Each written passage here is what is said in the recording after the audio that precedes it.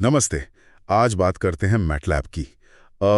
ये एक ऐसा सॉफ्टवेयर है जिसका नाम ना अक्सर सुनने को मिलता है, खासकर इंजीनियरिंग और साइंस स्टूडेंट्स के बीच। हाँ बिल्कुल, रिसर्चर्स भी काफ़ी इस्तेमाल करते हैं। सही है। हमारे पास एक एपोफॉर्म कंटेंट कैटलिस्ट का एक लेख है, हम्म, विद्यार्थियों और शोधकर्ताओं के लिए मैटलैब। हम्म, तो इसी से समझने की कोशिश करते हैं कि भाई मैटलैब में ऐसा क्या खास है। ज़रूर। तो चलिए देखते हैं ये है क्या, कैसे काम करता है और क्यों ये इतना ज़रूरी हो गया है एजुकेशन और रिसर्च में। हाँ, तो मैटलैब, इसका पूरा नाम है मैट्रिक्स लेबोरेटरी। ये मैथवर्क्स ने डेवलप किया है और ये एक, आप कह सकती हैं, हाई लेवल कंप्यूटिंग माहौल है। मैट्रिक्स लेबोरेटरी, अच्छा। तो मतलब मैट्रिक्स वगैरह से शुरुआत हुई होगी इसकी। बिल्कुल, शुरुआत मैट्रिक्स कैलकुलेशन से ही हुई थी, पर अब तो ये बहुत आगे बढ़ गया है। जैसे mathematical computing, data analysis, modelling, simulation, इन सब कामों के लिए एक बहुत पावरफुल प्लेटफॉर्म है ये। सुना है कि इसे इस्तेमाल करना काफ़ी आसान है, खासकर उनके लिए जो प्रोग्रामिंग में मतलब नए हैं। ये कैसे होता है? हाँ, ये बात सही है। ये इसकी एक बड़ी खूबी है, आप कह सकती हैं। इसका जो इंटरफेस है वो काफ़ी इंट्यूटिव है और लैंग्वेज भी सीधी-सादी है। अच्छा। हाँ, तो इसका फ़ायदा ये है कि लोग ना वो कॉम्प्लेक्स कोड के रूल्स में उलझने के बजाय सीधा अपनी प्रॉब्लम सॉल्व करने पर ध्यान दे सकते हैं। सही। और साथ ही ये एक इंटीग्रेटेड माहौल है, मतलब कोडिंग, फिर नतीजों को देखना, विजुअलाइजेशन जिसे कहते हैं, फिर सिम्युलेशन, डॉक्यूमेंटेशन, सब एक ही जगह हो जाता है। सब कुछ एक ही जगह। ये तो बहुत ही बढ़िया है। जब मैं कॉलेज में था तब तो अलग-अलग सॉफ्टवेयर ढूंढने पड़ते थे इन कामों के लिए। हाँ हाँ, पहले ऐसा ही होता था। अच्छा, तो इस्तेमाल में आसान है, सब कुछ एक जगह है। लेकिन क्या ये सिर्फ जनरल कामों के लिए ठीक है या फिर स्पेसिफिक साइंटिफिक या इंजीनियरिंग की ज़रूरतों के लिए भी इसमें कुछ है?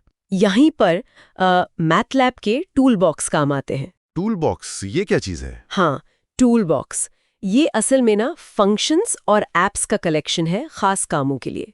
जैसे सोचिए, सिग्नल प्रोसेसिंग के लिए अलग टूल बॉक्स है, इमेज प्रोसेसिंग के लिए अलग, मशीन लर्निंग एआई के लिए, अरे वाह! कंट्रोल सिस्टम्स के लिए। तो जिस फील्ड का काम है उसके लिए स्पेसिफिक टूल्स मिल जाते हैं। इससे डेवलपमेंट काफी तेज हो जाता है। हम्म। और अपने शुरू में सिस्टम मॉडलिंग का भी जिक्र किया था। उसके लिए हाँ। उसके लिए सिम्युलिंक है। ये मैटलैब का ही एक हिस्सा है। ये एक ग्राफिकल माहौल है, मतलब आप ब्लॉक डायग्राम्स का इस्तेमाल करके ना कॉम्प्लेक्स सिस्टम बना सकते हैं। ब्लॉक डायग्राम्स से जैसे? जैसे मान लीजिए कार का इंजन है या कोई पावर ग्रिड, उसका मॉडल बना सकते हैं। और सबसे अच्छी बात यह है कि आप देख सकते हैं कि वो सिस्टम असल दुनिया में कैसे काम करेगा। बिना बनाए? हाँ, बिना कोई असली चीज बनाए, मतलब एक तरह की वर्चुअल टेस्टिंग हो जाती है। कमाल है। तो फिर रिसर्चर्स इन सब चीज़ों का इस्तेमाल कैसे करते हैं? मतलब उनके काम पर क्या असर पड़ रहा है? कई तरीकों से। जैसे बहुत सारा डेटा है, उसको एनालाइज करना है या फिर नतीजों को अच्छे ग्राफ्स में दिखाना है, मतलब इसमें बहुत अच्छा है। हम्म। फिर मशीन लर्निंग है, इमेज प्रोसेसिंग, रोबोटिक्स, इनके लिए नए एल्गोरिदम बनाने हैं, टेस्ट करने हैं, तो ये बहुत बढ़िया प्लेटफॉर्म है। और सिम्युलिंग से, जैसा मैंने बताया, असली प्रोटोटाइप बनाने से पहले ही सिस्टम का बिहेवियर समझ सकते हैं। सही बात है। ये सिर्फ एल्गोरिदम बनाने तक ही सीमित नहीं है। मैटलैब से ना रिसर्चर्स तेजी से एक्सपेरिमेंट्स कर पाते हैं, उन आइडियाज को टेस्ट कर पाते हैं जो शायद पहले प्रैक्टिकल नहीं लगते थे। इससे इनोवेशन की रफ्तार बढ़ जाती है। मेडिकल रिसर्च हो, स्पीच रिकग्निशन हो, बहुत जगह यूज होता है। और स्टूडेंट्स के लिए? क्या ये महंगा है, आसानी से मिलता है? नहीं, मैथवर्क्स का स्टूडेंट्स के लिए स्पेशल डिस्काउंट रहता है। मैटलैब स्टूडेंट लाइसेंस काफ़ी रियायती दरों पर मिलता है। अच्छा। और कई यूनिवर्सिटीज तो कैंपस वाइड लाइसेंस भी लेती हैं, तो स्टूडेंट्स अपने पर्सनल कंप्यूटर पे मुफ्त में इंस्टॉल कर सकते हैं। सीखने के लिए काफी एक्सेसिबल है ये। ये तो बहुत ही अच्छी बात है। अच्छा, अब समझ में आ रहा है कि रिसर्चर्स इसे इतना पसंद क्यों करते हैं। आपने वो भरोसेमंद कैलकुलेशन, विजुअलाइजेशन, टूल बॉक्स की बात की, और कोई वजह? हाँ, दो और बड़ी वजह है मेरे ख्याल से। एक तो ये दूसरी प्रोग्रामिंग लैंग्वेजेस जैसे सी, सी प्लस प्लस, पाइथन वगैरह, उनके साथ आसानी से इंटीग्रेट हो जाता है। ये आजकल बहुत ज़रूरी है। हाँ, ये तो है। और दूसरा, इसका डॉक्यूमेंटेशन बहुत अच्छा है और दुनिया भर में यूजर्स की एक बड़ी कम्युनिटी है, तो अगर कहीं फंसते हैं तो मदद मिलना काफ़ी आसान हो जाता है।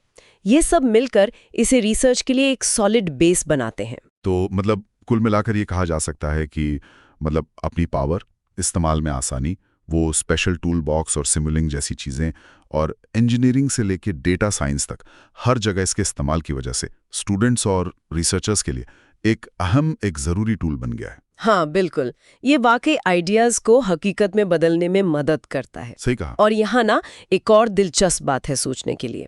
मतलब जैसे जो टूल्स हैं ये सिर्फ कैलकुलेशन के लिए नहीं है, ये हमें सोचने का, प्रॉब्लम को देखने का एक नया तरीका भी देते हैं। कैसे? जैसे सिमुलेशन और मॉडलिंग है, इनके जरिए हम शायद दुनिया की उन कॉम्प्लेक्सिटीज को भी समझ सकते हैं, उन गहराइयों को छू सकते हैं जिनके बारे में हमने शायद पहले सोचा भी ना हो। तो ये सिर्फ जवाब नहीं देते, ये नए सवाल भी पैदा करते हैं। इस पर सोचा जा सकता है ना?